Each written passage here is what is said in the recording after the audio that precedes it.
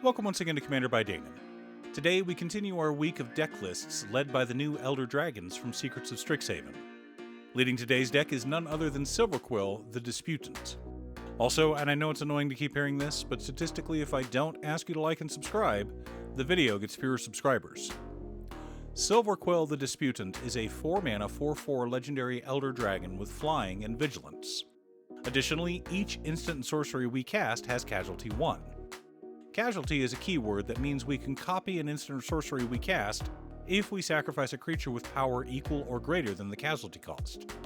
We may choose new targets for the copy. Quick note on copying multimodal cards, because this isn't something Orzhov players are used to. If you have a card like Silverquill Charm, which has 3 options that we can choose from, the copy has the same option. You cannot put 2+1/+1 counters on a creature with the initial spell, and then exile a creature with power 2 or less with the copy. However, you can drain each opponent for 6 and gain 6, which is always fun. So, we want instants and sorceries, but we also want some tokens. We're not a storm deck, so we don't have to worry about casting a ton of spells every turn, but 2 for 1ing our opponents with spot removal is always nice. But before we get to our deck list, a quick word from our sponsor, Mythatom. The folks at Mythatom were kind enough to send me some new toys. If you've ever wanted a fancy metal commander to show off, or maybe used to whack people who keep touching your cards, this may be for you. There are several to choose from, like this card featuring Sauron, the Dark Lord. If you crave power and, after tricking the Ringsmiths of Aragon, sneak off to Orodruin to forge the One Ring in the land of Mordor where the shadows lie, you should order this lovely metal commander from Mythatom. Be sure to use code DANON for a 10% discount. Link down below. In order to build a functional commander deck, you need lots of different pieces, which is why I try to rely on my handy-dandy checklist. 50 mana sources, usually split between 37 lands and 13 pieces of ramp, 10 pieces of card advantage, 8 to 10 pieces of spot removal, 2 to 3 board wipes, 2 pieces of graveyard hate, and 1 sudden I win card.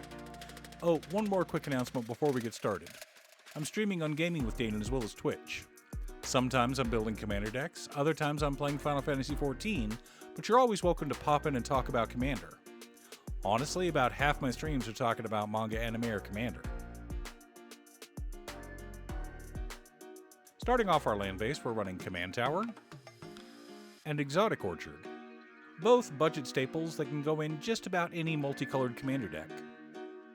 Next up, for fetch lands, we've got Marsh Flats, Flooded Strand, Bloodstained Mire, Windswept Heath, and Polluted Delta.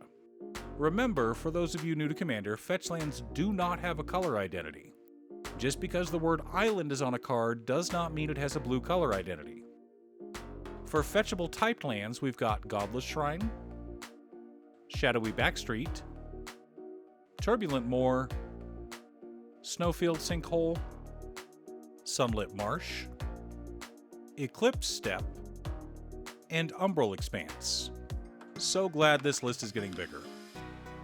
For additional dual-colored lands, we've got Vault of Champions, Shattered Sanctum, Isolated Chapel, Tainted Field, Bleachbone Verge, Fetid Heath, Caves of Koilos, Bright Climb Pathway, Shine Shadow Snarl, and Orzhov Basilica. Our utility land is Bojuka Bog, which is every graveyard player's least favorite land. Finally, we've got 6 plains and 6 swamps as basics. Don't underestimate basics, they're budget and useful. For mana ramp, we've got Dark Ritual and Pitiless Plunderer for thematic ramp. We've also got Smothering Tithe because it is powerful and annoys our opponents to death.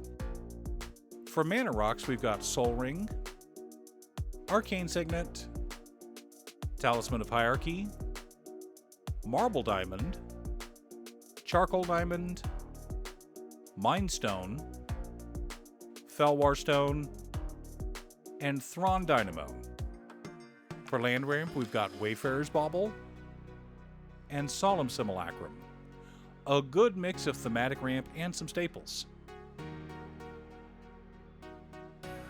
For card advantage, we've got Deadly Dispute, Village Rites, Night's Whisper, Siphon Mind, Plumb the Forbidden, Sign in Blood, Circle of Power, Read the Bones, Dark Petition, and Cut a Deal. Mostly spells that we can copy, but we've also got Skull Clamp and the One Ring.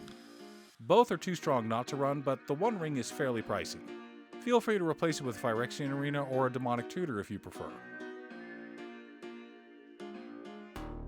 For interaction and spot removal, we've got Silverquill Charm, Ink Shield, Path to Exile, Swords to Plowshares, Deadly Rollick, Fracture, Generous Gift, Reprieve, Mortify, Imp's Mischief, Kaya's Guile, Tragic Slip, and Vindicate. Lots of ways to remove annoying permanents, and all of them are copyable thanks to our commander. Our board wipes consist of Blot Out the Sky, Damn, and Austere Command.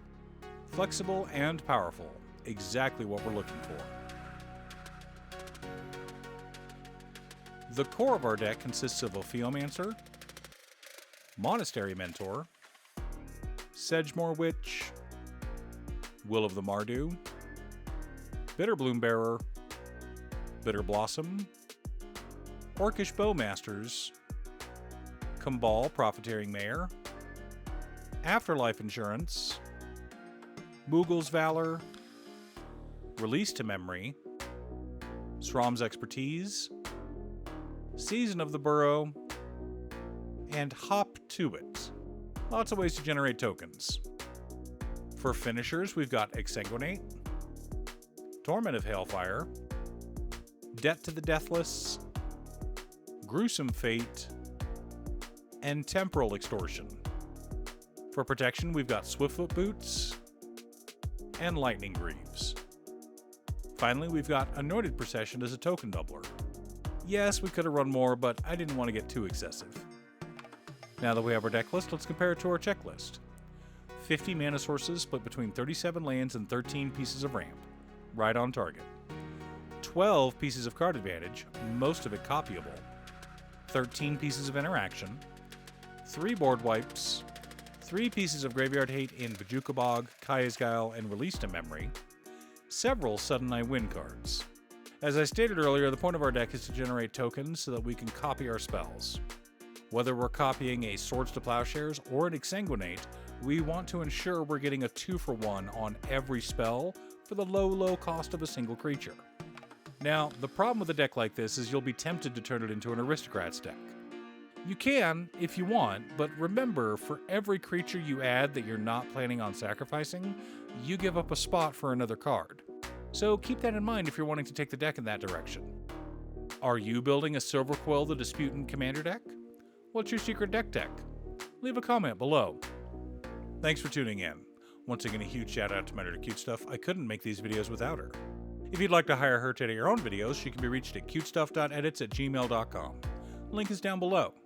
If you're looking for ways to support the channel directly, you can head on over to patreon.com/Danon. You can have a video made or just ask for help building or tuning a deck list. I also wanted to give a quick shout out to all of my patrons: Waffles, Marcus, Brett, Roxy, Alex, Robert, Pi, Kazaris, Patrick, Boomy, Osra, Justin, Golden Walker, Sleech, Mr. Salty, Daniel Zombie, Luke, Brian, and Richard. You guys are awesome. I post new Commander Deck videos every weekday, so be sure to subscribe and ring the bell to be notified of new videos. Again, thanks for watching, and I'll see you all again next time on Commander by Danon.